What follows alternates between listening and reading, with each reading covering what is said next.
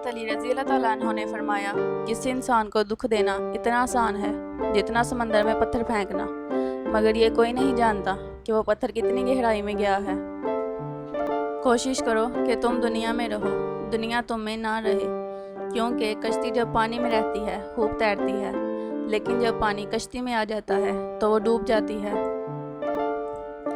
لوگوں سے ایسا میل جول رکھو کہ اگر تم مر جاؤ تو تم پر روئیں، اور اگر جیو تو تمہاری طرف مائل رہیں۔ جس نے اپنی رائے کو ترجیح دی وہ ہلاک ہو گیا، اور جس نے دوسروں سے مشورہ کیا وہ ان کی عقلوں میں شریک ہو گیا۔ جب دنیا کسی کی طرف رخ کرتی ہے تو دوسروں کی خوبیاں اسے ادھار دے دیتی ہے، اور جب اس سے پیٹھ پھیرتی ہے تو اس کی اپنی خوبیاں بھی اس سے چھین لیتی ہے۔ عقل مند آدمی کی زبان اس کے دل کے پیچھے ہوتی ہے، اور احمق آدمی کا دل اس کی زبان کے پیچھے ہوتا ہے۔